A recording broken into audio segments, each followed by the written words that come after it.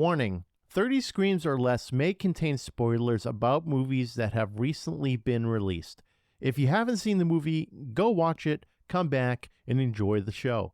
Or, if you don't want to waste your time watching the movie and rather have two random horror dudes watch it for you, we got you covered as well.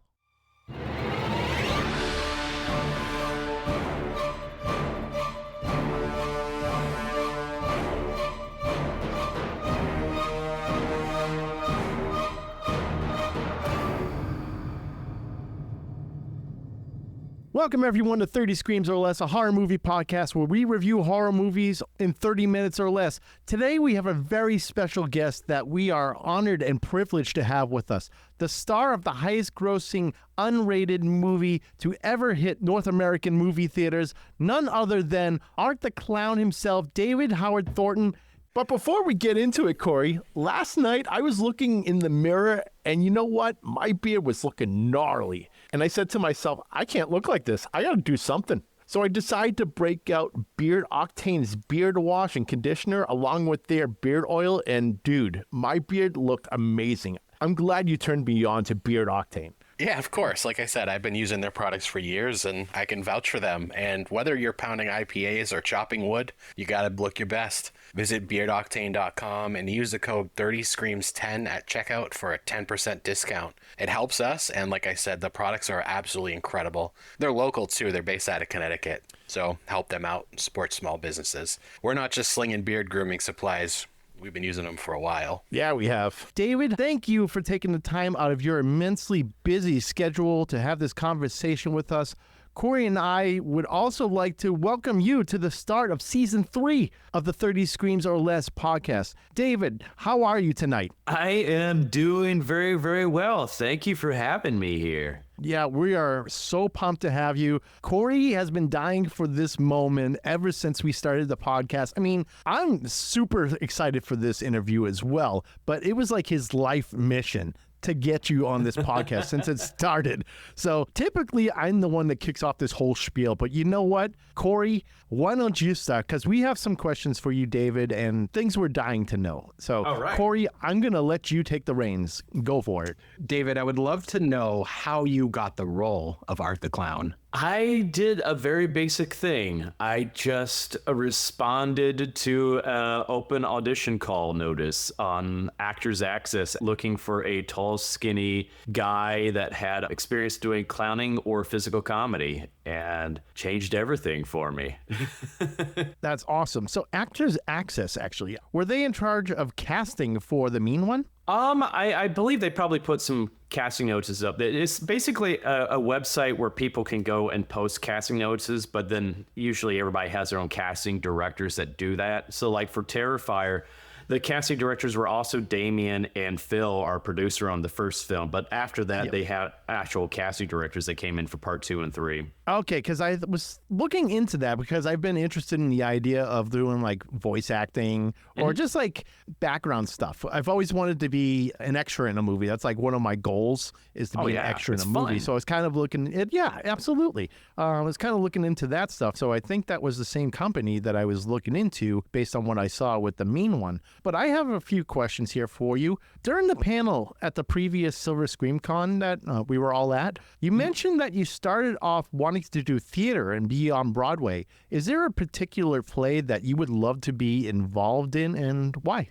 Oh, yeah. I'm a big musical theater nerd, especially I love the old musicals going all the way back to, even Gilbert and Sullivan, but, the classics like, West Side Story, South Pacific, My Fair Lady. But also I really grew up listening to the musicals of the 80s, like Phantom of the Opera and like Les Miserables, especially in the car as a child. So I'm like, those definitely have a good place in my heart. I would love to do, especially Les Miserables one day. I would love to play Thénardier in that. I just think he's a fun villain to play, and that's always been a goal of mine.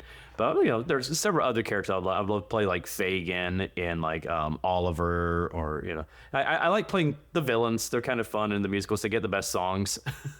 Yeah, oh, absolutely. It's kind of like wrestling. A lot of us like the villains a little more because they say whatever the hell they want. They do whatever the hell they want. And they can be like chicken shits and do their little attack and run the hell away. Oh, it's great. they say things that a lot of us just want to say, but we're too afraid to say it sometimes. I was just wondering. It's very freeing. I've discovered that just doing conventions and when I dress up as art, the things I can get away with as art, it's wonderful. I can walk into a whole group of people and flick them off, and they start cheering for me. So it's something about playing the villain. There's the freedom that you have. It's just wonderful. Yeah, it's liberating. That's what just being I able love to do whatever the hell you want. Go ahead, Corey. Oh, sorry. I love right around Halloween time seeing those clips of you going to like Spirit of Halloween dressed as art and just scaring customers. I had so much fun. I can't even imagine.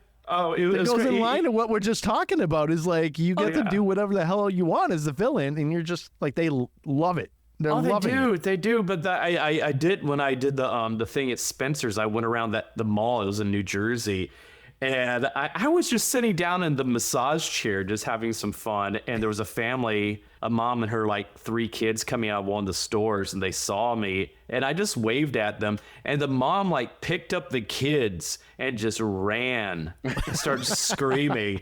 I did nothing. I just waved, and they started freaking out. And like a little bit later, we get approached by mall security, and they're like, "What are you doing here?" And it's like, "Oh, we have a permit, or we're doing some stuff." And they're like, "Well, the cops are on their way. Some lady called the cops on you." So I was just like, "Yeah, that's normal for me, though." It's just like all 3 Terrifier films, there's been some kind of police involvement somehow. So I'm like, yeah, okay, I'm used to it. Yeah. Do you think like wearing the makeup and like the whole getup and everything that just kind of allows you to be like that freeing? I know a lot of people sometimes they like to put on a mask and they're able to work through some of these insecurities because a lot of people have stage fright, right? I don't have stage fright. I love being on stage in front of thousands of people. Perfectly fine with it. But some people, they have to put on a whole shtick or a mask or makeup or something. So do you think that having the whole getup allows you to excel in that?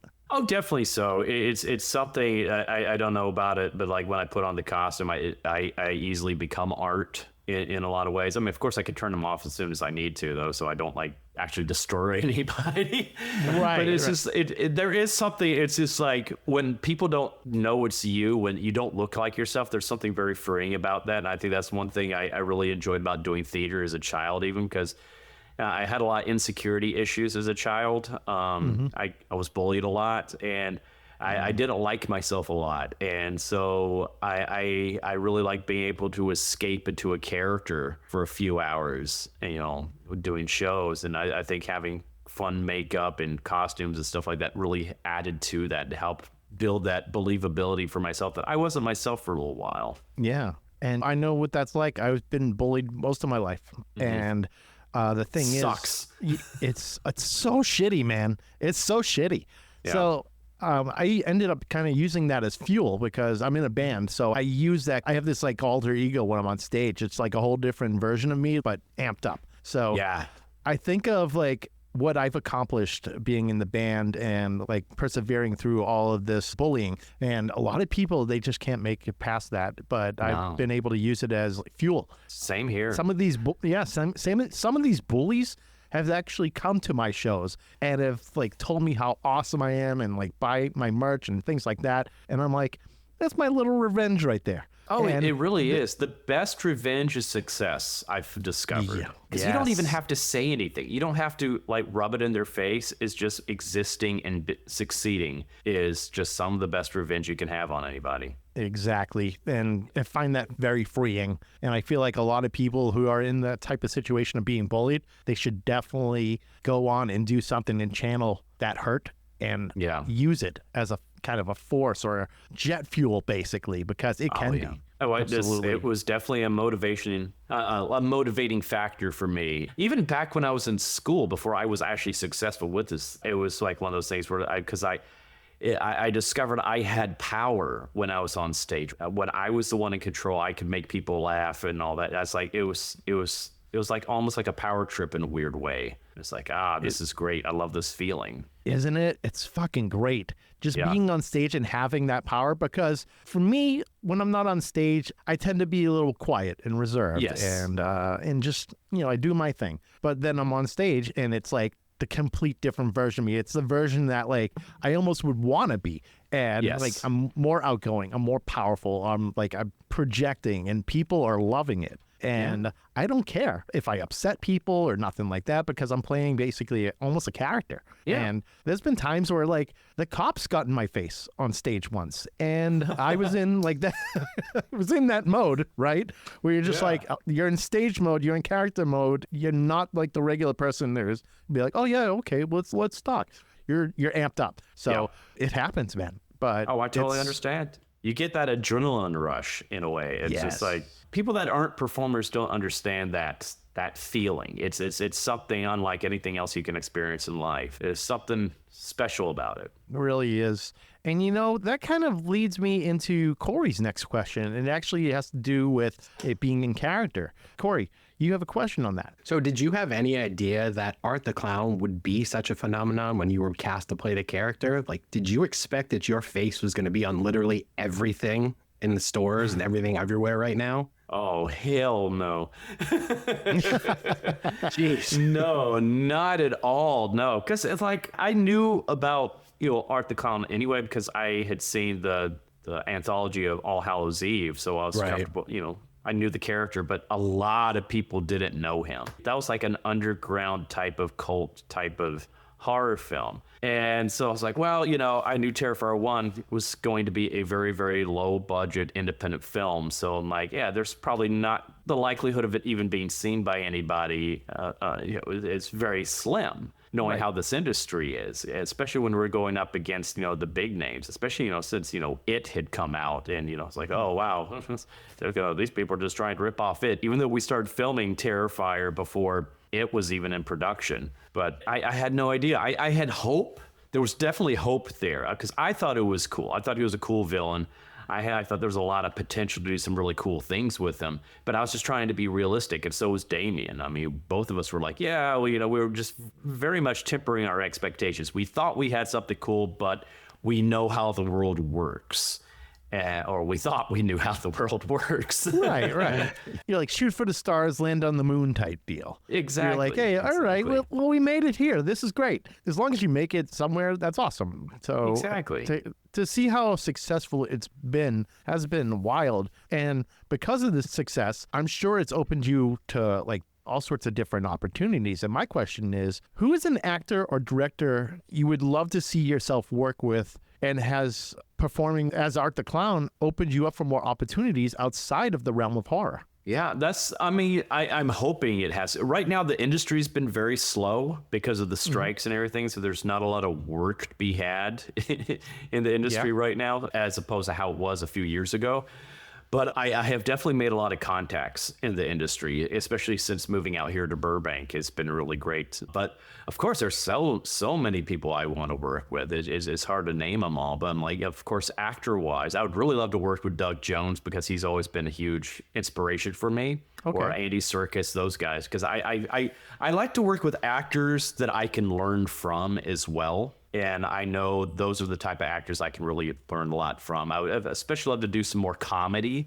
Again, I miss doing comedy, and so hopefully those opportunities might come up. Of course, I know like the Wayans brothers are going to be bringing back Scary Movie, so that makes me excited. But I would love to get involved with that in some shape or form, because I think all you have to do is make a call, and they'll probably parody Art the Clown in it. Oh, They'll I would probably love call that.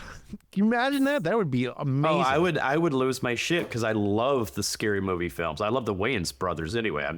I've been a fan of them since way back in the Living Color days. But so of course I would love to work with them. I mean, there's several like horror directors I've gotten to know as well over this time period that I would really love to work with, like Mike Flanagan, James Wan, Eli Roth, Ty West, Sam Raimi. Guillermo del Toro.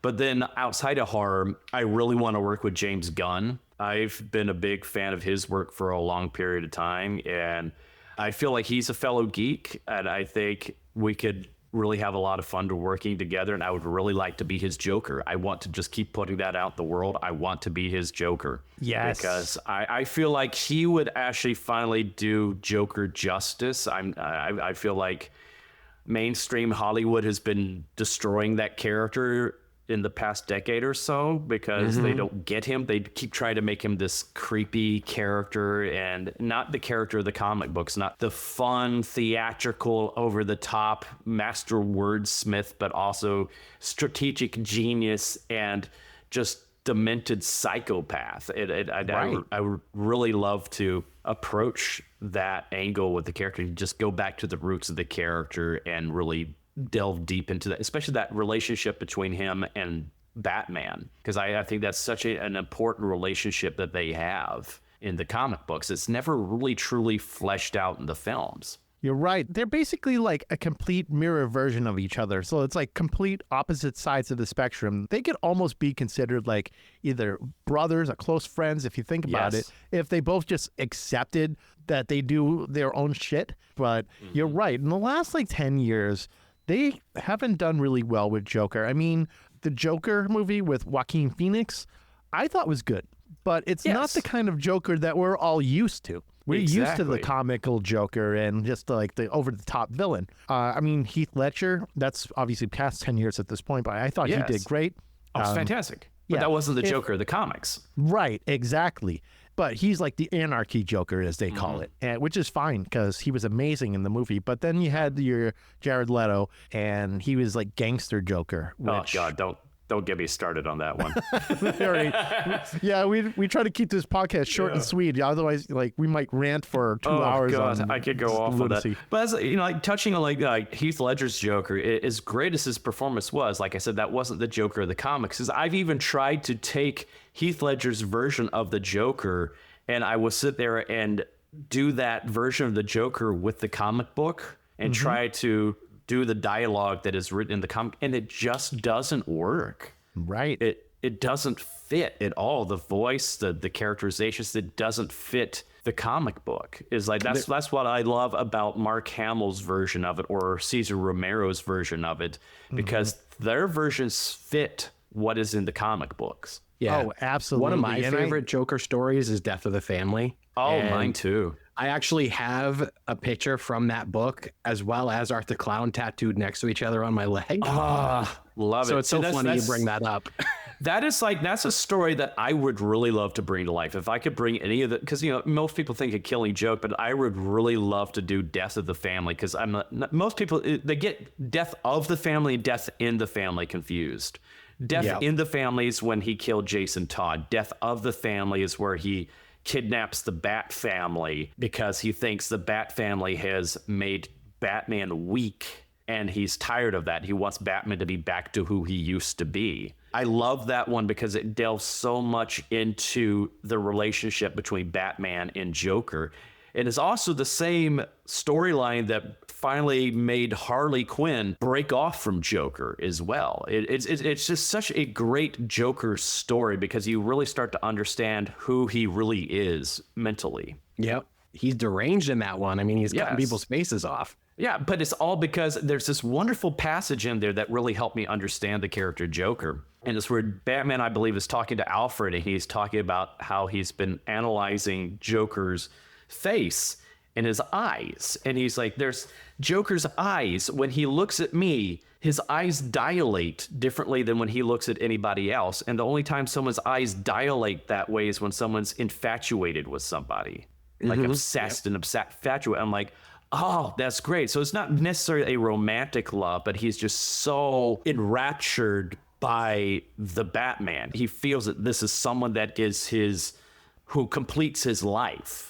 That he needs him in his life. He's just obsessed with him. And I was like, it really gets into that duality between the two characters, and I love it. And I would love to bring that story to life one day because it's such a great story arc. But I don't feel it's something could be done in a movie. It's something that's got to be on like a TV series where it takes place over a whole entire season because there's so much that happens in that story. Do you think it would be similar to what they just did with Penguin? Yeah, that's what I think it could be. Just like one limited run series type of thing? Yeah.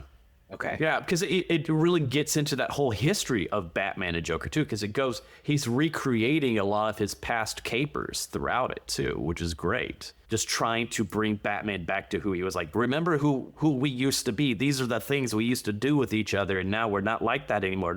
I need you to be back to who you were. You were weak, and this is not good for me, and it's not good for Gotham. You have to. It's not good for you. Yeah, because the thing about good and evil, you can't fully understand good without having evil. So Exactly. they need to be there, and they have to have that dynamic. And I'm assuming Joker is a necessary evil because very in much so. Gotham, he has to cause this shit so that way Gotham can have hope by having Batman. So Exactly. otherwise, it's a boring Gotham. It's just a normal day. And how boring all that is. Yeah. Nice. And you know, it's funny because I was thinking the same thing, is that it should definitely be a TV show, whether it's on like CW or HBO Max, or Max, I should say, because we should get that type of Joker story, and it needs to be really drawn out. I mean, movies are fine, but we need something really dedicated to that kind of Joker.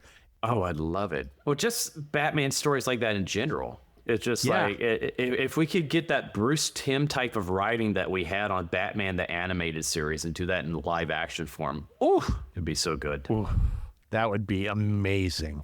And, you know, and it kind of goes into that like question. I mean, we kind of just touched up on it really, because we saw like video of you doing Joker for the Nightwing Escalation series that was on YouTube.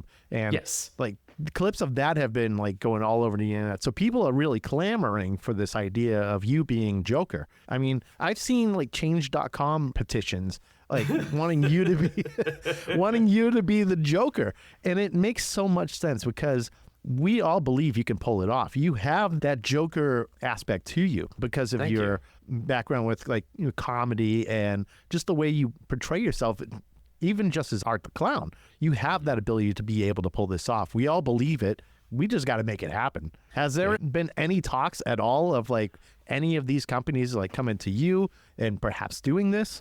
You probably can't talk about it if you Not really yet, but hopefully that's going to be changing. I will say it was the first time I've announced this, but just last week I recorded a proof of concept video with some industry friends. That it started off as we're just going to do a photo shoot as me as Joker, and it evolves like, well, I have monologues I can do and just record, and then they're like, hey, why don't we just record a scene? I don't want to say what the scene is or anything like that. I don't want to spoil too much, but hopefully it's going to be released, in the next month or so or something like that. It's just like a little 10-minute scene, but just like proof of concept, like what we feel like we could do with this character and tackle it in a fun new way, especially adding some horror elements to it, because that's he does some horrific things to people. You can blend that mix of comedy and horror at the same time with that character very well. And that's smart of you to do that proof of concept, because same exact thing with Deadpool. I put that proof of concept video out there and it spread like wildfire. And then lo and behold, now we have 3 Deadpool movies. So just getting it out there, even getting it like all over the internet and people sharing, because social media is obviously, it's huge these days. If this video gets shared, like once it's released, who knows what could happen? That's all it takes is just one person at Warner Brothers saying it and going, huh. That's or it. Like, and who knows? Yeah, and then we end up having a Joker series, which would be amazing. And then, Corey, we need to make it happen. We need to like put it out in the universe like we usually do. Yeah, we have a reputation of putting things into the universe on this podcast, and then they actually happen. So we're doing it now. Yeah, that sounds good to me. It's the wildest fucking thing. Like, we'll be talking about a band. We'll be like, we want this band to get back together and make music, and then the next day they announce a reunion. It's like yes. I'll take credit for that. And then Scream 7, right? Scream 7, that's getting Nev Campbell back. I called it, goodness. I think I know. I called it on like Scream 6 early. I'm like, she's going to come back in 7. And I want to see this whole series unravel by her being the ghost face the whole time. And she's just been the one in charge. And I put it out in the universe. We'll see what happens. And if it does happen, I want my cut. Yeah, it's been her and Stu this whole entire time. Exactly. Yeah, because That's Stu's what I'm not talking dead. about. Yep. Yeah, we don't know. Sure, a TV fell on his head, but that doesn't mean he's dead. They never showed him Just dead. be badly, badly burned. Yep, badly burned, and he's got the whole like messed up face. Like what's the villain from Punisher? Oh yeah, Jigsaw? Jigsaw. Yes, Jigsaw, like looking like that or something, coming out on Scream 7. It'd be so sick. Oh, that'd be awesome. Plus, Oh, I I love love Matt that. anyway. I mean, he's fantastic. Anything he Yeah. does is gold. Yeah, now he's got the Five Nights at Freddy's stuff going on. Yeah, He's Good for killing him. it. yeah. He's next, Good old Matt. who I want to get a signature from. I have a signature from Skeet Ulrich already, and Yeah. and he's on it. It's like the both of them. So if I can get Matt's signature on that too, that would be amazing. Oh, and then, Matt like, is such a good dude too. So you just got to meet him. He's just such a great dude. yeah, he seems very fan centric. So Very he's much so. very appreciative of his fans. And there's a lot of actors that I see out there that are like that. I know you're one of them for sure, because I met you at Silver Scream Con, and like you were amazing. You were thank like, yeah, the whole weekend jammed. Your line was jammed. That was insane. It took me 3 days to meet you. That I was kept getting insanity. capped off. I didn't even I get know. to. I had to leave. I went to I'm Las sorry. Vegas on Sunday, and Steve and I got there on Friday. And the first thing we did was went to your line as soon as the door opened, and the line was already across the building. It's insane. It's absolutely insane. It's just I feel so bad when people come to like, I've been waiting in line for 4 hours. Like, why? I'm just me. It's like I'm so sorry you've been waiting 4 hours. There's so much other stuff you could have done instead of just waiting for me. Yeah. Oh, jeez. That must be such a crazy feeling. It really is. You know, speaking of that, how does it feel to know you've made such an impact on the life of us horror fans? And like, how do you come down from that high of just seeing so many people, and so many people are just thankful just to meet you? Like, how do you come down from that? It hasn't even like sunk in yet. I think I've been just too busy to even think about it. It's just, but I've heard from some of my other friends in this world that they're like, you just never get used to it. Yeah, it's just like, this is weird. It's like, to me, in my head, I'm still the shy geek from Alabama. So I'm like, it's weird to see people freak out over me in public. I'm like, I'm just me, guys. It's like, it's okay. I mean, I now have people that come up and they're shaking and crying, both men and women. And I'm like, it's just me. Like, 5 years ago, people wouldn't have given a shit about me. So I'm just like, it's just me, guys. Right. It's got to be so awesome. You know, it's Oh, yeah. It's hard for it to sink in sometimes that like when you do these things, signing autographs, taking photos, things like that, because I've done that stuff too. And it doesn't hit me at first because I'm just doing it. And afterwards I'm like, holy shit, I did that. I can say that's on my fucking things I've done in my life list. Yeah, it's definitely cool, though. It's definitely cool. It's just what's really weird to me is when it's other celebrities that I've admired for a long time that freak out over me. And I'm like, no, dude, I love you. Just like, stop, get up off the floor. I'm like, that's That like, must have happened at Silver Scream with Eli Roth. He was like right next to you.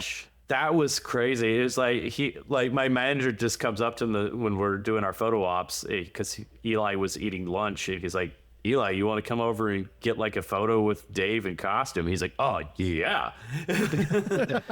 And this is so cool. It's like now I like Eli and I chat from time to time. He sent me a message on my birthday, stuff like that. It's like he's such a cool dude. It is that's what I've really liked getting to know is these celebrities as people, because it takes a lot of the angst away when you realize, oh yeah, we're all just geeks usually that just got lucky. And we're all kind of in that same mindset, like, how the hell is this all happening to us? It's just...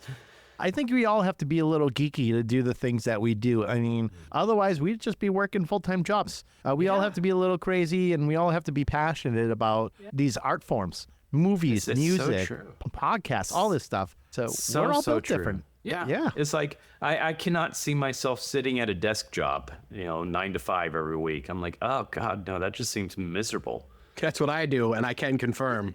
It is Can confirm as well. Yeah. I mean, I waited tables, and that was miserable. I was also, before that, I got a degree in elementary education, and I just can't imagine doing that anymore. I'm just like, oh, God, having to do lesson plans and grade papers and all that every day, day in, day out, having to go to, conferences, and I'm like, oh, God, no. What you do now is way more fun, I'm sure. Oh, it's definitely more fun. I'm not gonna lie. I get to travel and meet people and just hang out and make movies. I get to play pretend for a living. It's the best thing in the world. It's wild. What a wild concept. Definitely wild. And, like going back to the whole working as a waiter thing, you can kind of think of it almost as a learning exercise when becoming an actor, because you're having to interact with people and use your body language and portray yourself a certain way. And you're learning to cater yourself to the people that you're talking to. And I do that all the time when I'm on the phone with people. I have to match a certain tone, certain way, and just kind of work with that. I wouldn't say it makes me skilled to be an actor or anything, but these are all things you can do to get this kind of experience and being comfortable with interaction and conveying a certain information, whether you're just saying, oh, these are the specials for today, and you're being exciting about it. Yes. But you can take all these things and learn from it. But I'm glad you're not doing that stuff anymore, because now you're a horror icon. Yeah, this is definitely a lot more fun. I will definitely say that. Oh, yeah, absolutely. I'm sure most of us in this horror community would love to be in this kind of situation. So for you to actually make it happen is amazing. Absolutely amazing. Definitely feel very lucky. I mean, because I remember my days as a struggling actor, just like, God, that must be so nice being able to do that. Just not having to do anything else. You just go out there and make movies and do what you love for a living. It's like now I get to do that. So I'm very, very grateful for it. I don't doubt it the slightest bit, because there are a lot of actresses out there that just want to be able to do this, and that's their dream. And it's dog eat dog when it comes to that industry. You either make it or you don't. And it's so true. It's like lightning strikes type deal, or it just happens. If it's meant to happen, it's going to happen. And in your case, you had this opportunity of being a clown, and now it's really taken off. And you now have this opportunity, basically the world at your feet, to do all these different things. It's amazing. It's really amazing. But Corey, you have some additional questions, because we got a few here. I mean, we're kind of talking the shit and all that, but yeah, we got some more questions for you. And we're not trying to take up too much of your time tonight. Yeah, we like to keep it short and sweet, but we'll stick around as long as you want to stick around. Okay. So what has been your favorite kill between the 3 films that you've been in so far in this this franchise? My favorite one so far has been the Santa Claus kill in the bar scene in part 3.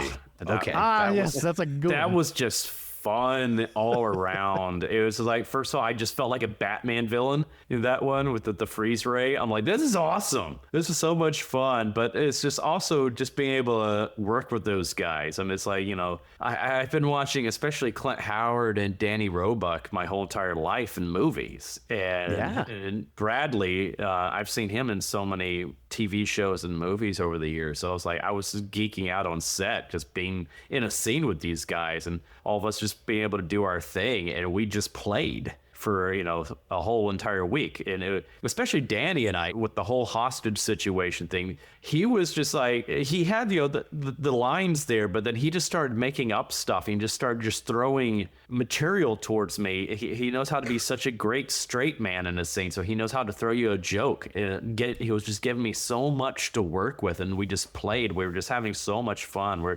There was a lot of laughing going on that week, for sure. But that's not even unfortunately, we weren't able to do the whole entire scene like we wanted to. It was actually going to end on a bigger note, but we literally ran out of time. I was going to take coal and light it on fire and stick him into Santa's eyes at the very end. Oh, that would have been great. Yeah, completed the whole snowman look, but we just ran out of time, so we just had enough time to do the carrot. But that still, it sold the look we were going for with the snowman. But I was like, man, that would have been so much fun doing the coal thing. But still, I think it's such a cool kill. Yeah, no pun intended, but... Yeah, I remember hearing an interview with Damien saying that he wanted to have a frost gun involved or something with the third movie. And that's how you guys ended up doing it. And Steve and I, we drove, it was like an hour and a half away. We had to drive to see this because we're in New Hampshire and we didn't get it anywhere near us. But wow. The scene where you just walk by the window and you just do that quick take because you saw Santa, the whole theater, I've heard people laugh as loud as a comedy movie as I heard people laughing during that scene. Because the reaction that you had, unreal. Yeah, it was fun. Yeah. It was the reaction like like a kids kid have seeing when Santa. actually seeing Santa. Like first time in the mall, they're like, "Oh my God, it's Santa!" And that's like kind of the reaction you had. And then when you walk in and you just barrel through the drunk girls and just go straight beeline to Santa. They're the luckiest people in this whole entire franchise. I said the same thing. Because they survived. They survived. They didn't Because he get didn't hurt. give a fuck about them. He just goes right through them. Just boom. I'm going after Santa.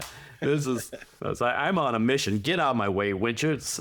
I love that scene particularly because like the Terrifier 3 poster came out obviously like a year ago at this point, but you're wearing Santa's face around your neck. And I'm like, how does this tie into the film at all? And how is he wearing a bloody beard? Oh, that's how he got Santa's beard. Oh, well, that's like one of the details that I loved in the prosthetic that I wore for the beard is like it actually has part of his lip still attached to it. Yep. Which is, I think, is hysterical. That's awesome. I must have missed that little detail because I only seen it once in theaters. I haven't watched it on streaming yet, which it's out now. I made my mom watch it last week or during Thanksgiving. I was at my mom's house. I was like, "You want to watch a Christmas movie?" Sure. Oh my God. I love that too. There's this video that someone had put online where they went to go see it. They told their sister that they were going to go see a family movie for Christmas or something like that. And so it's the first scene, it gets to you hear little Timmy getting killed. And you just see, like, she turns the camera to her sister and she's freaking out. She just turns to go, "You told me this was a family movie." It's like, well, there is a family. There it is. I was just going to say the same thing. There's a family in there, so she's not wrong. It just doesn't go well for that family. Not at all. I mean, multiple families. There's a lot of dead a lot of dead families in that movie. Yeah, especially the end with like that whole family. Like the whole fight between you and Sienna at the end was so badass, and it's definitely going to go down as one of my favorite end movie fights because I love a big fight feel in a movie. Where, I mean, RoboCop versus RoboCop 2 in RoboCop 2. That's a ridiculous fight. Things like that. I love those kind of battles, and man, that scene. Like, how long did it take you to film that scene? Because it was so awesome, the whole entire thing. Perfect. Oh, that took several days to film. I think like 3 or 4 days because that makes sense. Yeah, it was. There's so many things that happen in that, and it's like I have to give a tiny tip of the hat to our stunt coordinator Drew because he came in this whole entire fight scene wasn't really spelled out in the script. It just said Art Sienna basically have a sword fight scene with a chainsaw, and that's basically how it was. So Drew comes in and sees the setup in the house, and he just looks at it and comes back and it's like, "Okay, I have it," and he just. "You're going to do this, and he just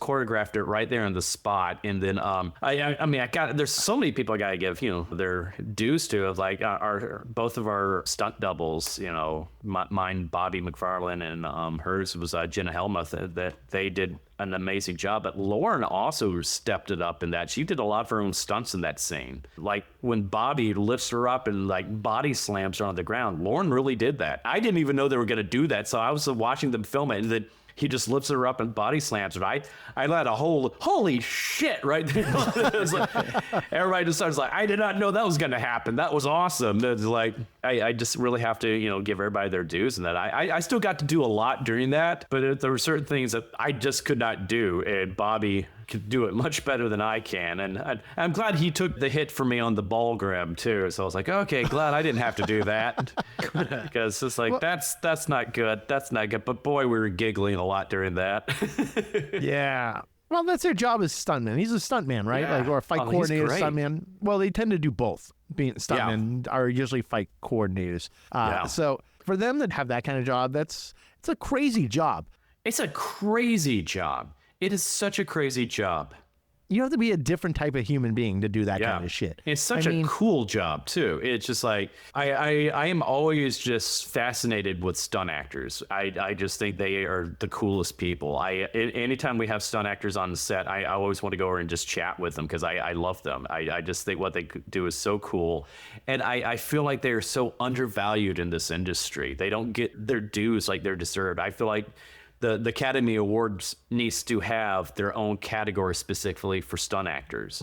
and show it on TV. Don't have one of those awards where it's given out, off screen or something like that. They need to be recognized for what they do, because they make us look awesome, and they're the ones doing the awesome shit out there. And I'm like, it just blows my mind, some of these, because they're risking their lives, literally risking their lives to do this type of stuff. And it's so cool. It really is. So it's like the same shit as like Tom Cruise. Like Tom Cruise does a lot of his own stunts. I mean, if we didn't have stunt coordinators, every actor would be forced to have to do these ridiculous stunts for these movies. And I bet there's a lot of people who'd be like, I'm not jumping out of a plane for this role. Forget it. So what is your thoughts on actors performing their own stunts? Like, I mean, there's some stunts that you can easily do, but these big crazy stunts where actors are taking the initiative, being like, I'm gonna friggin' ride a dirt bike down a ramp and launch myself off a cliff.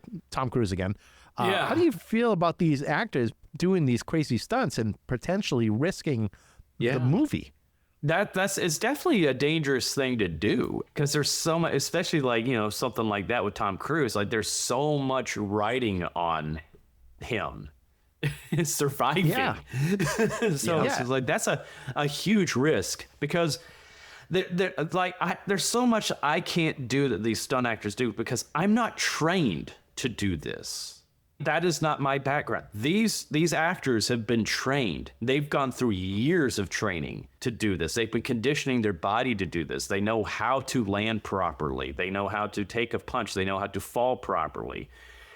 And sometimes you have to put your ego aside as an actor to do this and let someone else come in and do the stunts for you. And that's what I've done, because there's sometimes like, I'm like, if I was in my 20s, I'd be like, oh yeah, sure. I want to do that. I want to do that. Now I'm like in my 40s, I'm like, yeah, that looks like that's going to be painful. And I think I'm going to be sore all day tomorrow if I do that. So yeah, go ahead, Bobby, go right ahead. Please. But then like you have someone like Lauren, who has actually trained in martial arts, and she's got some stunt background and stuff like that. Or Jenna Cannell, that was in Terrifier 1. She's done a lot of stunt work herself as well. So, when it comes to those actors, like Jason Statham, he started out as a stunt actor and he's progressed. So it's like, those are the ones where like, they're trained for this. So if they think they can do the stunt and they got the time to practice it and do it, they go ahead and do it. But also have the stunt actor there on set just in case. Exactly. Just have them there in case it's like, okay, no, I can't do this. I could risk the movie. And it's like, okay, tag them in. And they, they do it and the movie continues. I know Danny Trejo has been very vocal about actors doing their own stunts, and the whole idea of stuntman is like for this sole purpose of making sure that these stunts happen, the movie continues, because a lot of actors, they can really risk the livelihood of everyone involved if something happens. So like, if let's say you were to do your own stunts and you did like a fall down the stairs and you break your neck, all of a sudden it's like, okay, now we have to like get a whole new lead for this movie and start from scratch. Yeah. So that happened with The Crow. Horrible. Yeah, exactly. It's Luckily, horrible. they lucked out. They lucked out with The Crow, because they had like a stuntman who was really close to looking like Brandon Lee, but they used CGI to do face replacement, which is obviously easy these days to do face replacement, but it's unfortunate. But it's kind of the same deal where they're doing these stunts. Stuntman could have easily done that, but he decided to do the firefight himself, and this is what happens. Well, see, I look, you were talking about the stairs, because, falling down stairs, that's one of the most dangerous stunts that, stunt actors can do, because so many things can easily go wrong with that. You just fall the wrong way, you break your neck. It's very simple. And that's what when I was watching John Wick 4 last year, I was like, the stunt actor that Keanu Reeves had in that movie that had to fall down that 100 flight of stairs repeatedly because they did it multiple times. I'm like, I was watching that movie and I was like, oh my God, this guy just keeps tumbling and tumbling and tumbling and tumbling and tumbling. And then he goes back up the stairs again and gets kicked down again, tumble. I'm like, Jesus, I hope they paid this guy a lot of money to do that stunt, because that is difficult. That is such a dangerous and difficult stunt to do, but it looked amazing on screen. Yeah. And that was like an endless staircase in that movie too. Yeah. It was like, oh my God, he just keeps falling. It's just like, geez, Louise. It's like, that was, but Gotta hurt so bad. God. Like, just unless they're so conditioned to it that they're like, pain ain't nothing. Pain don't hurt.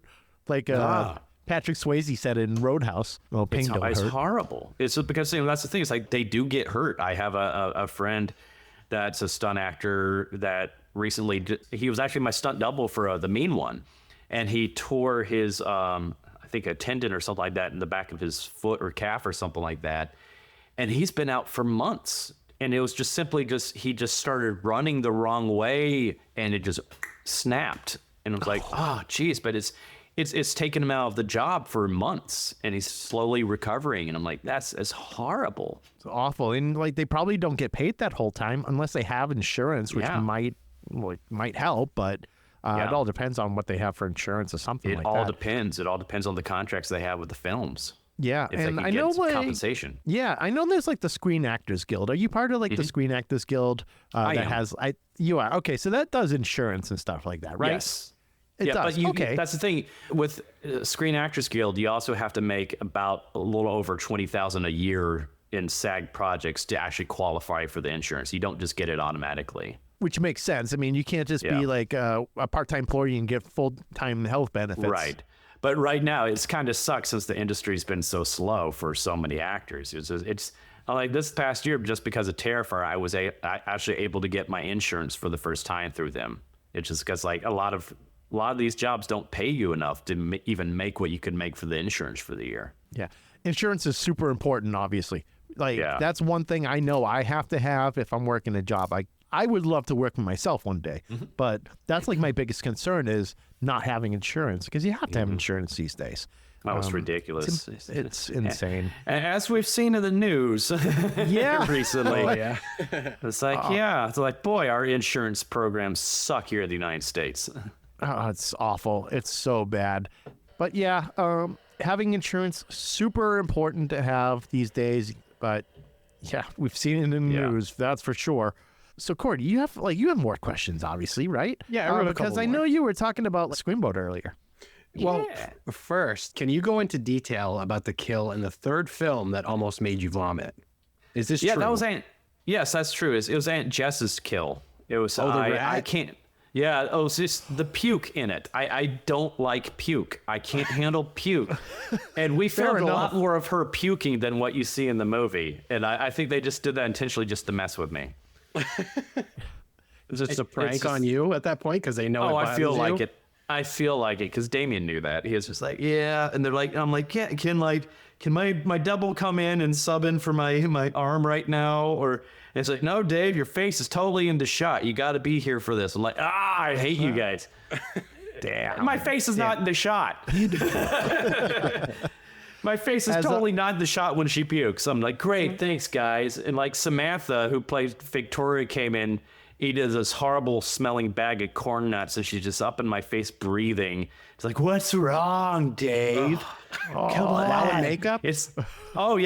Oh, it's just gross. It was just so many factors. It was hot in there and it smelled bad because they used this cream of mushroom soup that just smelled horrendous. It was just gross. It was so gross. And I'm like, I hate you guys. And so, I was really fighting not trying to throw up during that. So that was definitely a challenge. But I made it. I was very proud of myself. But I do not like throw up. I hope whoever I marry one day has a much stronger constitution when it comes to throw up because I cannot handle it. Oh, man. So like there's one thing I always like to say on this podcast, commit to the bit. And that's what you did. You commit to the bit, you powered through it. You're like, this is going to make me sick, but I'm Art the Clown right now. I'm just going to make it happen. I'm going to do it. And the scene came out great. And honestly, I think that's the worst kill in this whole movie. Oh, it's horrible. It's awful. It is so insane. Awful. So everyone talks about the shower scene being the craziest kill. No, I don't think so. Rats climbing into someone's throat and coming out their insides or through the stomach. Crazy. It's horrible. It's awful. You gotta wonder how Damien even thought of that craziness. Oh, it came from that there's an old torture method where they would put rats on someone's stomach and they'd put like a bowl over it and they'd light it on fire because the rats would have to burrow out through the heat to get away from the heat, and this so they'll burrow through the person, and that's where he came up with the idea. Oh, so it was like reverse because I mean, obviously in the stomach you have the stomach acid, but maybe the rats felt like, oh, geez, this stomach acid, this is hot, got to get the hell out of here, and Art the Clown then cuts the stomach open, and then the rats go out real easy. Yep. It's so insane. I mean, I thought it was bad right away when he's just jamming like that thing into the throat. Oh, it's horrible. I'm like, oh no, I can already see what's happening here. Something's happening, like hot coal or something. Like, yeah, hot coal, like for Christmas time. I was thinking that initially, and then we see rats. I'm like, shit, here we go. Oh yeah. I remember sitting next to Steve in the theater, and that scene started happening, and I saw him kind of slouch in his seat a little bit. I'm like, oh god. It's like, oh god, no. It's horrible. And that's also a scene where there's not a joke at the end of that. That is very serious. That's like the one kill scene, and there's not a punchline in it. Yeah, because usually there is. I mean, in the shower scene, there's you doing the angel in the blood, and that's the punchline right there. Or the more menacing one where the guy is basically hacked up on the floor. He's not fully dead, and then there's the girl that's still in the shower. She's the one that was like, I want to see what it's like in the evil in the eyes, and as someone's dying. And I'm paraphrasing, obviously. Yeah. But and then you take off the glasses and you do that whole smile, which is very sinister. And you could think of that as the punchline too. Before obviously she dies. But yeah, this scene was just business as usual and moving on to the next task in that room, which is obviously Jonathan's head, which we think is Jonathan's head. I think he's going to come back to life later as some sort of talking skull. I don't know. Poor Yorick. Yeah. We're getting into the whole territory of like mystical. And I was actually thinking that you mentioned you're a gamer, right? Yes. On the Jim Cummings, right? Jim Cummings podcast, that you're a gamer. So I want to bring this up real quick before I hop into that little question. That's it's an off-brand question, but have you ever played God of War? Oh God, yes. Okay, Mimir, like his name's Mimir, right? Where he's hanging out by the side. I'm thinking that the head's gonna come to life. She's gonna have like the head hanging down by her side and going after Art the Clown type deal. We're basically getting God of War. Almost like Lollipop Chainsaw as well. Oh, yes. That's a good game. Yeah. That is a good game. Oh, that's funny. No, I haven't thought of that. That would be hilarious. Oh, geez. Sienna, come on. Sienna. Punch him. Behind you. Oh, God. Fuck you, Art. Dick. The line where he just goes, Dick, kills me every single time. Oh, man. I die laughing because especially how I know Elliot is just like the way he delivers that line just kills me because Elliot is like the kindest guy in the world. It's like anytime I hear him cuss, it kills me. I'm just like, oh my God, it's like hearing a little kid cuss. It just makes me die. I love it. Yeah, there's like no oomph to it. It's more just like a kid saying a swear. Yeah, it's like too funny. Dick. Sounds like Fred Durst. Oh, yeah. Oh my God, we've been playing Marvel Rivals lately, and it's fun as hell. But Spider-Man sounds like Fred Durst, and my God. So every time we're playing, and I hear Spider-Man say something, I start talking like Fred Durst to Corey, and he can't keep it straight. He just starts dying laughing. And oh God, last night when I was like, yeah. You should check that out, God. David, if you haven't. It came out last week. I've been hearing good things. I've been since I've been on the road so much, I've been having to catch up with everything. I've recently finished playing Astrobot, which is amazing. But I just started playing Black Myth Wukong, and I'm like, oh, so good. Dude, I uninstalled that game twice before I beat it. It's tough. It's tough. But it's fair at the same time, though, because I'm like, okay, you just have to get good at these bosses. You have to just figure things out. Yeah, it's an incredible game. Like, the visuals are amazing. But yeah, I rage quit that game twice. Like, legit, uninstalled it off right off my PlayStation. I understand. I was that with Bloodborne. I literally got a migraine from playing Bloodborne. I'm like, fuck this. I'm not having fun.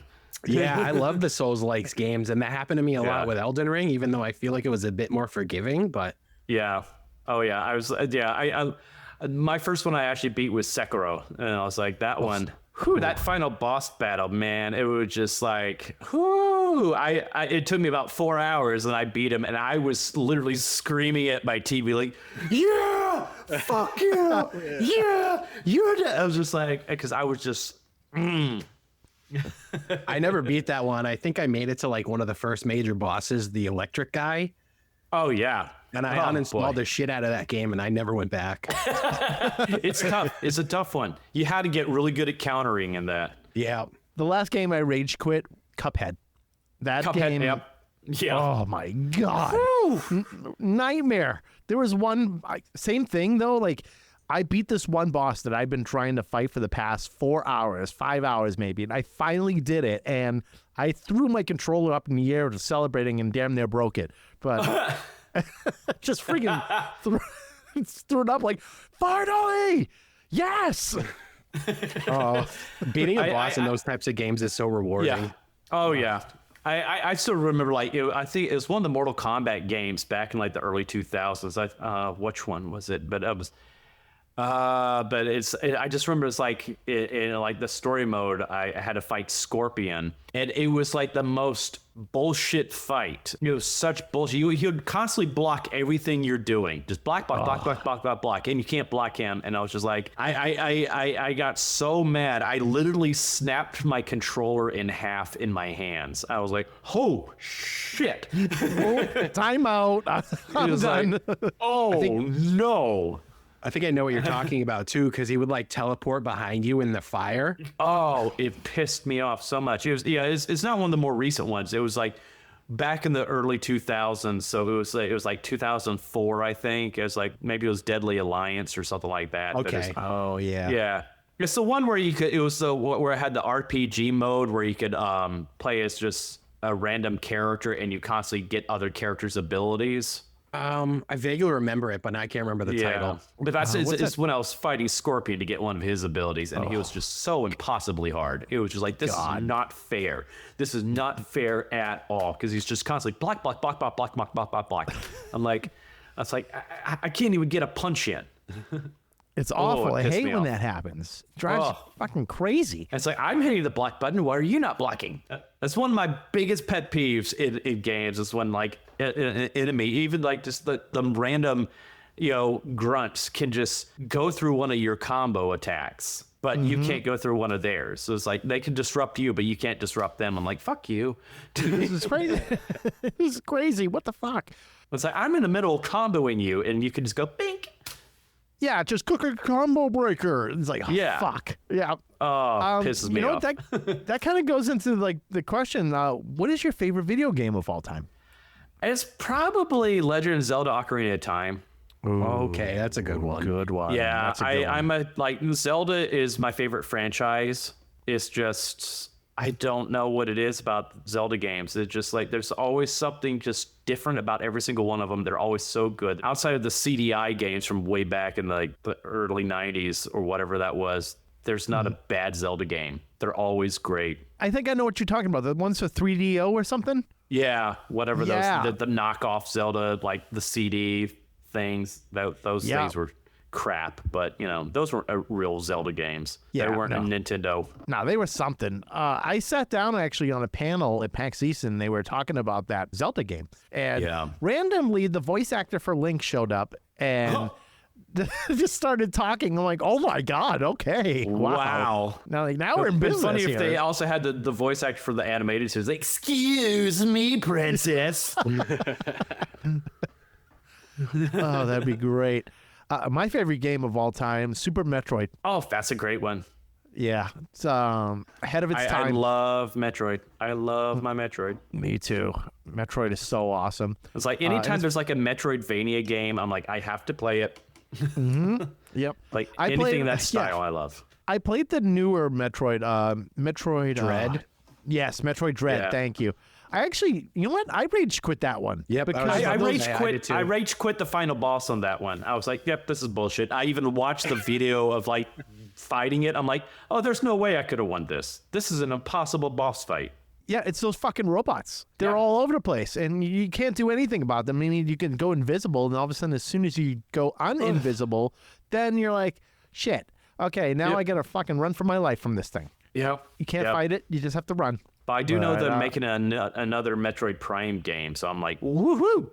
Ooh, that could be fun. Those Metroid Prime games are fantastic. I've missed those. Yeah, well, they did a remake recently, right? Like a remaster or something like that. Yeah. Yes, But I don't it's have not, the Switch. It's not a new one, though. I'm like, I want a new one. Yeah, whole new story, all that good stuff. Yeah. Absolutely. We should get back into horror stuff, though, because we can talk video games for You can be on video games all day. Yeah, this will turn into a video game podcast at some point. Yeah. Which, whatever, I'm fine with it. Corey, go for it. Can you talk about your role as player 2 in Stream and the Grinch in the Mean One? How'd those come to be? Well, Player 2 happened because the Fuzz on the Lens guys, they worked on Terrifier 1 and 2, so they, had this whole script they were telling me even before we filmed Terrifier 2. They're like, hey, we got this other film we want to do. I think there's a part in there that'll be great for you. And I'm like, oh, yeah, totally. Then, like, just who we were able to get for this cast was just amazing. Just like, being on that set was crazy every single day. It's like, who's on set today? What legend from the horror world is here today? So it's crazy to also think that was one of Tony Todd's last projects too, which is like, it's like, wow. Because, he was supposed to, I think, have a big part to do in part 2. And it's like, geez, I think they got to go back to the drawing board now. That was a heartbreaker. Yeah, judging it from how it ended. Yeah. They made it seem like he was going to be a big deal. And like he was almost like he was going to be behind the whole thing. So that whole thing has to now be reworked. And I think his last movie is the new Final Destination coming out. Yeah. Right? I think so.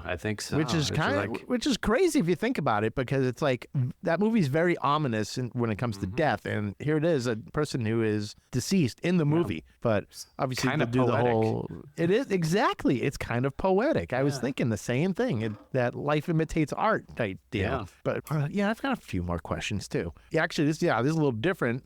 So we here at 30 Screams love music and saw your role in the Ice Nine Kills song A Work of Art, which makes us wonder, what kind of music do you listen to? I'm weird. I'm an old fart at heart. I listen to a lot of the oldies, like, because I grew up with my parents. Anytime we took car trips, they were listening to like the 50s and 60s and 70s music. So I was like, I'm used to that. Of course, 80s rock I love because it's the music of my youth, all the way through like the 90s as well. So that's the kind of music I listen to. Also, a lot of musical theater, a lot of jazz and stuff like that as well, like blues and stuff like that. But more musical theater and like, rock music from the 50s through the 80s. Okay, that makes sense. And like you started sounding like me for a minute, because when I was younger and I was driving around, my mom, she would listen to a lot of the Motown stuff. All that music from the 50s, which is funny because she was born like later 50s. So I guess she's still like a 50 babies at heart. That's and good then, music, though. It really is. It really is. And then like in the 80s, I got this from my dad, which was glam metal and like, all that stuff. I grew up on that too. So, and then naturally, the progression was me being into heavy metal. So that's just how it happened. But I have a wide respect for like all music types, especially coming from like that Motown feeling stuff. But it makes sense that you are into like the show tunes, things like that, because you ended up doing Broadway stuff and then working to where you are now. And, that seems like the logical approach for a lot of the actors that are doing plays and such. Alan Rickman, he was another one. Like his first movie is Die Hard. Yeah. Right? And he went from like doing plays to then Die Hard. And it was like one of the greatest roles of all time. And for a first role, unbelievable. Same with you. True. Kind of same thing, basically. You went from that and then you went into like Art the Clown. And I mean, Art the Clown isn't your first role. That correct? Oh, definitely not. No. He's my first big film role, but I've played so many roles beforehand. Especially stage plays and musicals. Yeah, and voice acting too, right? And voice actor, yes. Yes, I did a little research. But good for you. Thanks. Did you do voice acting for video games, is it? I did, like years ago, I did some work before I joined SAG. I did like probably one of the most notoriously bad video games ever created. Ride to Hell Retribution. Oh my God. Okay. Yeah. I got to look this up. Ride to Hell Oh Retribution. God, it's got like a 1 review on most places. It's horrible. But it's like it came out like 2 or 3 years after I recorded all my work for it. And like when I went in, they were selling it. It's like, this is going to be like Grand Theft Auto crossed with Sons of Anarchy. And it's before they made the Lost of the Damned DLC for GTA. So it was like, oh, wow, they're going to have like an open world biker gang type of game. This sounds awesome. Right. And then I think they just rushed everything at the last minute. It was like, oh, well, we're under contract to release this game. So they just rushed this piece of shit out. And it was like, I didn't even finish the game because it was just such a glitchy mess. And like, even like the cutscenes in it, like what we had recorded were not the actual scenes that like the whole setting for the scenes. Like, that's not the whole setting for the scene. They cut out big chunks of dialogue. And then they used even like our practice takes. Like where I'm just reading the dialogue to myself, and I'm like, "Oh, that's what? Why are you using that? That sounds like shit." But it was horrible. It was just like they just didn't care. They're like, "Well, we just got to put this thing out," so they put it out. And I'm like, "Oh my God, I hate it." It's like I was so disappointed. But I still have my copy of that game because I keep it with me just to remind me of my humble beginnings in this industry. Yeah. Speaking of video games, have you had a chance? Do you have like beta involvement or anything with the Terrifier video game that's coming out? No, I didn't even know about it until right before they announced it. And I was like, it was when we were in Spain for the premiere. The team for the game was out there, and they took us out to lunch, and I got to meet them. They showed me the trailer. I'm like, oh my God, this looks amazing. So I was very stoked about that. I love those old school, side-scrolling brawlers like that. I used to spend so many hours in the arcade as a kid playing those types of games, like Ninja Turtles and Simpsons and all that kind of stuff. So I was like, oh, this is so cool. Hell yeah. I was actually just playing The Simpsons recently, like the one with the 4 players, right? And Yeah. you're like, yeah, that's a you good can one. do like combo attacks with your other players. You like team up, and like Bart and Lisa would like hold hands and like run around and clothesline people and stuff like that. Exactly. Love That that. game, so good. And also the Ninja Turtles one in the arcade, great. Oh, yeah.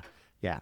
I spent a lot of money. Actually, I spent a lot of my dad's money on that because we were kids, and he just dropped us off the arcade and we did our thing.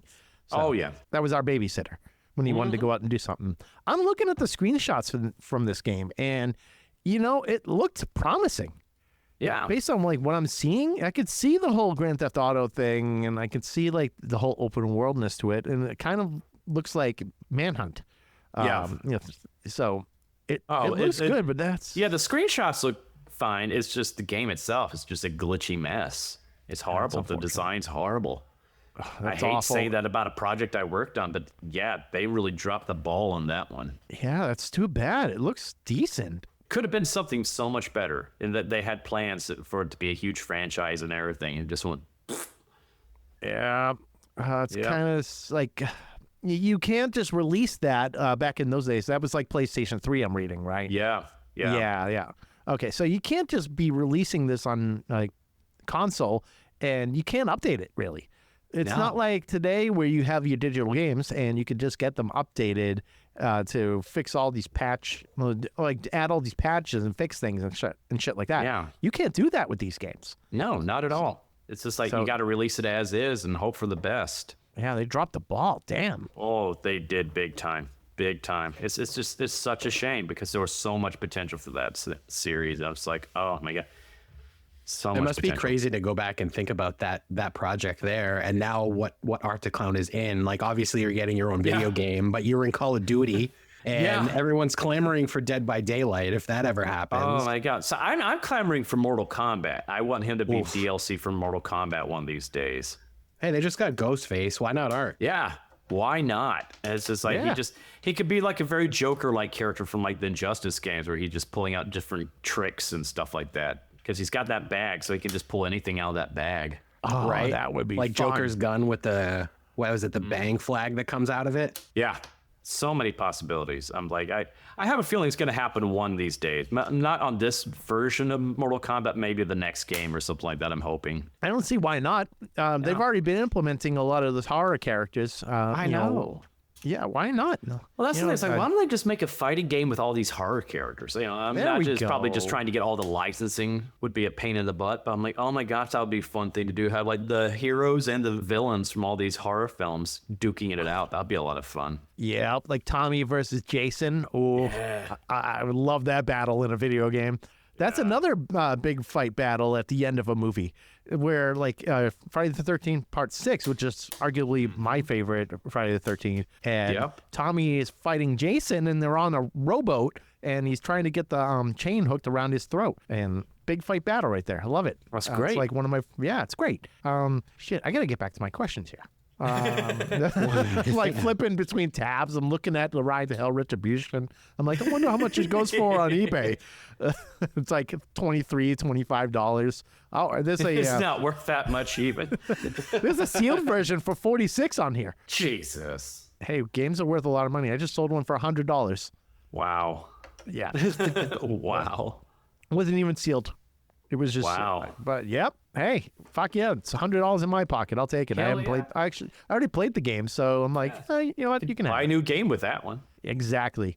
Even though they're very expensive these days, they're $75, $80. Some of them Oh, are I going know. for 100 something. But actually, if you look at it, you look at inflation now compared to like, if you consider inflation from back in the 80s with the NES games, those things, counting inflation, would be about at least $100 per game. You're right. It makes sense. You can't have the same like price for decades until No. it's like, okay, we have to like raise the price here a little bit. Yeah. I mean, I remember paying $75 for Super Nintendo games back in the 90s, which then that's expensive. Yeah. That's out of control. Yeah, but that's what they were doing. Then they capped it to like $60, which Yeah. everyone rejoiced. Oh, yes, very much so. There was much rejoicing. Much rejoicing. Okay, David, can you tell us anything about Screamboat and Circus of the Dead 2? Yeah, I don't really know much about Circus of the Dead 2, so I can't really say anything there, but Screamboat's coming out in theaters in January. I played the infamous Mouse Willie, going around a boat, killing people, and I am the size of a little mouse in this, like a little mutant mouse. So I'm not like a 6'2" me in a suit going around. I'm a like about 3 apples high mouse going around that's- and killing people. So I had a lot of fun. We shot on, well, they shot originally on the Staten Island ferry that, you know, Pete Davidson has. And Really? I read about that Yeah. recently. yeah, they literally shot on that thing. So they put that to good use. So And was that then- you in the cameo on Bupkis, by the way? Yes. Yeah, that's me. Oh, that's awesome. I saw that that was pop fun. up and I was like, no fucking way. Oh yeah. Oh yeah. But yeah, so I came here to LA and they put me in the big suit and it's about 4 hours of makeup every day, and I was on a soundstage doing motion capture work. Not motion capture. They had the digital projection like they do with the Mandalorian and stuff like that, so they could digitally project the actual film, and so I could interact what was going on screen, and they could make me the same size as what I should be. And so we did a lot of forced perspective with that, and I had oversized props. So we were doing like the Honey I Shrunk the Kid thing with it, and it was a lot of fun. It's really silly, and they even like have a full orchestration for this movie. The director sent me a clip a few weeks ago where they were recording the music with a 40-piece orchestra, which was amazing to hear the Steamboat Willie theme with a 40-piece orchestra, and then they put their own little stink on it, put some like horror elements in there. I was like, oh, this is it's gonna be fun. It's a very tongue-in-cheek type of movie. It's a horror comedy, I say. It's not like Terrifier. It's all over the top comedy. It knows exactly what it is, just like how the Mean One was. It's the same team, so it's just like that over the top. Just like, yeah, we know we're silly. Let's just have fun and make a silly horror movie about a killer mouse going on a boat. But there's so much Disney references in this movie too. So it's made with a lot of love for the Disney company. And it's actually like because at first when they told me about this, I was like, oh, that sounds like fun. Yeah, sure, I'll do it. But I wasn't expecting too much for the script, because like, okay, it's gonna be like a mouse going around killing people. Then I read the script, like, actually, this is a really good script. This is a really good plot. It actually makes sense why he's doing what he's doing, and there's there's so much love to like because I'm a big Disney freak too, so it's like there's so much love to that company in this movie, so I think people are gonna have a lot of fun with it. Yeah, you got to pay a little homage to Disney. If you're going to have that movie, you have to add some of those elements in there. And obviously, it's got to be hard to like add those elements too, because you got to worry about copyright infringement stuff, I'm sure. Oh, yeah. They've had a whole legal team making sure things are okay, because it's parody. So as long as you parody, you can get away with a lot more. Especially when you just make it note, this is parody. This is not the actual characters from Disney. Oh, Chill. good call. Okay. Yeah. Well, that makes sense then, where you can do a lot of these things, because we know that Steamboat Willie went into public domain, but Right. I'm sure Disney would still have some sort of say like, hey, no, you can't do these things because we still have some sort of right. Yeah. But I mean, they don't just be like, oh, forfeit. You know, Disney's got to do something. They'll do something. So I didn't really realize that about parody, is that you can do those things. But I mean, it kind of makes sense with the what the movies we were talking about earlier. Scary look like the scary movies or the movie movies, whatever. You know, all those, they are always constantly parodying other movies, and that's what this is just a parody, and it's for fun. Yeah, it's for fun. Yeah, it's just for fun. And that's the thing, is I think people forgot how to just have fun with horror movies. And that's what we're trying to do with this. So like, let's just have fun. Let's make a silly, fun little slasher film with a mouse. Yeah, exactly. I feel like there's a thin line. Oh, man. Does he talk in the movie? Oh, boy. You'll find out. You'll find out. Okay. I feel like there's a thin line between comedy and horror, if you think about it. Yeah. A lot of horror movies tend to have a lot of comedy elements, and kind of going back to Friday the 13th Part 6, there's a lot of comedy elements in that too. And I think like in the later movies, they started adding a lot of that in there. So I think they go really well together, comedy and horror.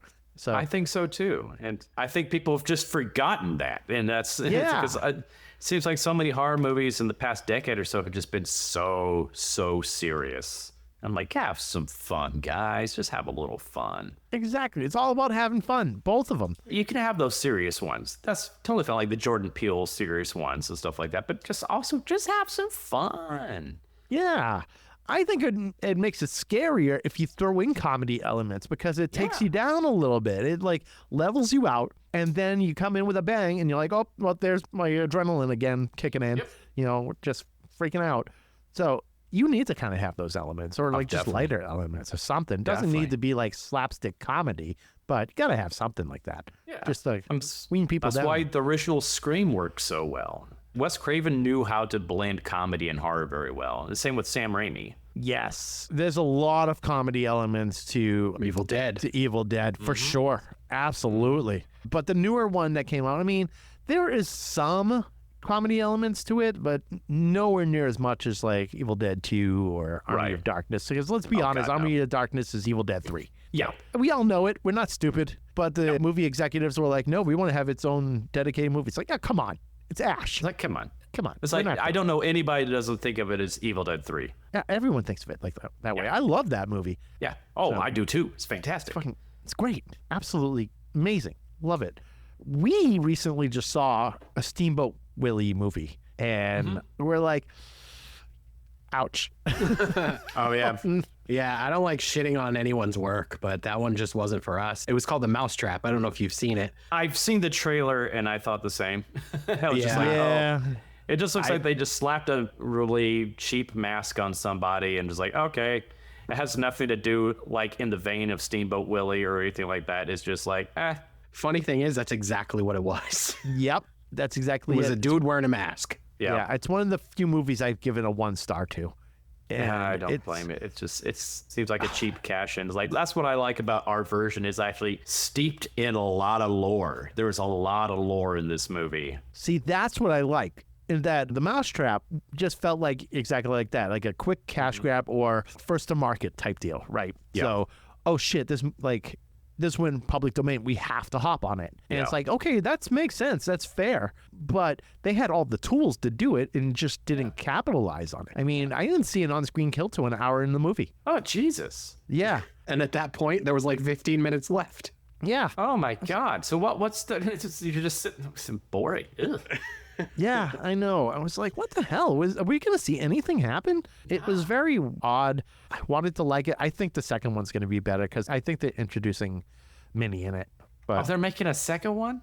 And I they think- alluded to it at the end. yeah, Oh, Lord. yeah. Well, I think they're going to hear our podcast and go, okay, we know what we got to do now, and then it's going to Yeah. be infinitely better. Hey, you learn from your mistakes. You do. But I'm just like, I guess I'm biased because I know that we have actual lore in a whole story, and it makes sense, and it's totally pertains to the actual old what it's based on.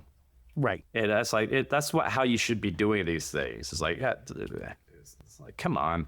It's like I don't have a lot of faith in this Popeye movie coming out either, because I'm like, oh man. Oh, I saw the trailer for that. An abandoned Yeah. spinach factory. Yeah, I'm like, there's no Bluto, there's no olive oil, there's none of that. It's just pop. I'm just like, no. That's like, give me the old Robin Williams Popeye movie. Thank you. Great movie. They built a whole city for that, and it's just I know. abandoned. Isn't Yeah, that crazy? it's crazy. It's still sitting there today. What a production. Turn that thing into an Airbnb or something. Yeah. Think how many people would stay there. It'd be Oh, I great. know. I definitely would. I totally would. I'm like, oh my god, because I loved that movie as a kid. Yeah, I'd partake. Hell yeah. Yeah. So I think I have just one more question here for you now that I think about it. Cool. Yeah, what has been your favorite horror movie and non-horror movie? Like recently, Just whenever. probably my favorite of all of them is Nightmare on Elm Street Part 3 Dream Warriors. Oh, yeah, that's a banger. I just love that movie. Little But, I mean, Dokken. I love. There's so many great ones though, like Texas Chainsaw Massacre, Halloween, Exorcist, Omen, Scream. But like recently, it was like 2 years ago it came out. I loved The Menu. I thought that was really Oh, good. yes. I love Both of that. us. Love that. I recently saw Smile 2 and I really enjoyed it. I thought it was better than Smile 1. And I haven't been able to see Maxine yet, but I've loved the first two of X and Pearl. And of course, Evil Dead Rise. I saw that last year. Really enjoyed it. Mm-hmm. It's like, Did you see they announced the title of the second movie yesterday? yeah, I'm very interested. Very interested. I'm like, okay, Burn. Okay, we'll see what happens here. And then I, of course, just saw the new trailer for 28 Oh my years God. later. And I'm like, ooh, okay. Yeah. Yeah, I'm excited. I was like, I gotta wait till next June for that. Well, I've already waited I know. 17 years, so fine. They should have Yeah. waited 28 years for it. Yeah, I know, but oh well. Lost opportunity. It's fine. Yeah. Whatever. Yeah. Well, I'll stick around till 28 centuries later. We'll stick around for that. Yeah. That's it's what, like 2,000 years, something like that. 200. Yeah. Like, I don't know. Yeah, that's the ticket. Yeah. See. But what about non-horror movies? Because those were all like horror realm. I mean, Oh yeah. the Menu, I by also the gotta way, throw is Thanksgiving in there too, because I really enjoyed Thanksgiving. Yep. Yeah, I that was, was a good one. cackling throughout that movie at the kills. I was like, I love how that that's- opened with a Black Friday scene because I was like, oh, we that all was live so this. good. That was That's such real a life. good scene. Just that image of the cart bashing her repeatedly in the head while she's just lying there on the ground. I was like, this is great. This is great. This is great. Good. But you could tell that the studios had come in and told Eli to hold back, because you look at the original trailer they did during Grindhouse, and it's like, oh man, if they could have let Eli really do his thing with this, oh my god. But who knows now with Terrifier 3? I think we've given the studio system a kick in the pants, and we've given these other directors clout now to say, hey, let us do our thing like the Terrifier guys did. Yeah, let us cook. Is that the saying? Yeah, let them cook. us cook. Let us Yeah, cook. let us Yeah. cook. Like you guys Like, blew up a stay bunch out. of kids in the third movie. Come on, let us do Yep. it. Yep. Yep. Yep. We've actually gotten some directors that have actually thanked us. They're like, thank you. Now we actually have something to go to the studios and argue about. So like, good. Let's get back to basics. Get back to making movies that people want to see. Right. And I think the whole reasoning behind it is they're trying to obviously promote to like a wider audience. R-rated films, obviously that's going to be like a bigger release. Same with PG-13. PG-13, obviously they want to get as many people in there, but from what we've Yeah. experienced, horror movies with PG-13 ratings, for the most part, they're usually best off being R. But Yeah. Unless it's something like, Monster Squad or something like that, where you can bring kids to it or something like that. hell yeah, that's a good one. I love that movie. Yeah. Corey, you've seen that movie, right? Monster Squad? Yeah, of Yeah. course. With all Okay. How could you not? werewolf. Yeah. Wolfman's If you got look at it- nards, man. Yeah, Oh, yeah. Corey, if you didn't see that movie, then I'd say you're free to leave the podcast. Like, get out of here. Wow. Finally got fired. You didn't get fired because you've seen it. So for Terrifier 3, obviously that's unrated, so you had a little bit more play regarding what you can put in there. Because with a lot of these PG-13 R-rated movies, they all have sponsors or like backers, all this stuff. I mean, I swear, Smile 2, the amount of Voss water that was drank in that movie. Oh my God. That was like a character in the movie. Yeah, it was like a character in the movie. And I'm like, Voss had to bankroll like a good portion of this. So like, that probably wouldn't happen with an let's do some Reese's or Kit Kat for Terrifier 4 then, because then I can just get a bunch of that on set and constantly snack out the whole entire time. You never know. Hey, they might actually maybe accommodate it for the next film because they see the success behind Terrifier 3 and they're like, well, okay, maybe we can get down on that and you won't have to sacrifice any of the unrated stuff. Yeah. So you never know. Who knows? Who knows? But yeah, my favorite non-horror movie of all time for me, Ghostbusters, hands down. Okay. Yeah. Love that. That's a great one. Mine's Who Framed Roger Rabbit. Oh, that's a good one. Yeah. That movie's it's a perfect flawless. Film. It is a perfect film. I can't think of anything wrong about that movie. Nope. I got the vinyl soundtrack for that very recently, actually. Oh yeah, it's a great soundtrack. It's a great soundtrack. I used to have that on cassette tape when I was a kid. Oh, geez. Like that song of like Bob Hoskins at the end where he's trying to knock the weasels dead. Mm-hmm. The merry-go-round broke down. Yeah. Yes. That whole scene is amazing. Amazing scene. Like the whole thing. I'm going to watch that later. I've got time to kill. It's a perfect film. Corey, if we're not playing Marvel Rivals, I'm going to watch Who Framed Roger Rabbit. Blaze. Hi, me, Eddie. Next time. What are these, Tweety birds? So good. That movie holds up. Oh, it's great. So, David, how do you manage to get into character and out of character? Is it difficult to disassociate with them? No, I just I do my work before I come to set, and so now I know where art lives, so I can just totally turn them on, turn them off when I have to at the flip of a switch. Basically, it's very easy. That's awesome because that's kind of like what we were talking about earlier, like being on stage, having an alter ego, all that stuff. So art could be basically your alter ego, and you could just turn them off. Oh yeah, and it's like especially at this point. Yeah, I would think though, like some of those scenes, those kills, it's like it's hard to like disassociate yourself because you're probably like, Jesus Christ, I did that. Wow. Okay. Well, I just know it's fake, so I'm just like, okay. Yeah, like it brings me back to the stories of like talking about Joker again, hearing about what Heath Ledger had to do to get into the mindset of being the Joker. Yeah. Well, even when I've done the Joker, it's I can easily get in and out because I understand the character in my head. So it's like as soon as I understand the character in my head, I can just turn it on, turn it off. I don't have to do the whole method acting thing or anything like that. I might have to take like a second or two just to get into the character, but other than that, I don't have to do anything other than just go, okay. Like what helped me understand art in the first film was just a very simple line that the cat lady had where she says he does this all because he thinks it's funny. I'm like, oh, that explains everything about him now. It's like that's how warped and demented this guy is. He thinks killing people's funny. And it's pure entertainment for him. And I'm like, okay, there we go. Perfect. You're a funny guy. So it's just, you just put a little, your flair into art. And we all see that anyways with the mannerisms, the comedy, like the silent comedy, basically. Like kind of back in the old days where you'd had your silent films and like the comedies and you had to just use your imagination on what they would be saying or reacting and stuff. And that's what I do. I make up my own dialogue in my head. So I have something to go off beat by beat wise, so I can flesh out where things are supposed to go for the scene. Things happen organically that way. My face reacts to whatever I'm thinking in my head, so it all works. Really? That's how it works. Okay. Yeah. Actors have their own different ways of doing things. Like I know Robert Downey Jr., I heard for him to remember his lines, he turns it into like songs and it's easy for him to remember. Interesting. Like, and it makes sense because we all can sing a lot of songs and we just remember it. But like reading lines off a piece of paper, actually, I'm going to say nowhere near as easy as remembering music because music, you have like this whole thing you can kind of gravitate to with the guitars and drums and whatever, all that beats. That's how he learns. But that's cool. Yeah, it is pretty cool. Corey, I think you have one more question, don't you? Yeah. So one more question and then we'll let you get back to Black Myth Wukong. What do you enjoy and what little free time that you have? Of course, video games. As we said earlier, I definitely enjoy my video game time. I love reading. I love watching movies or TV shows when I get a chance. I also like to build Legos. I'm right now in the middle of building the X Mansion, which I've been having fun with. I do a little bit every day. And I'm like, oh, this is nice. It's just a nice way to unwind and zen out for a little bit. Or just going out with the girlfriend or other friends and stuff like that and hanging out.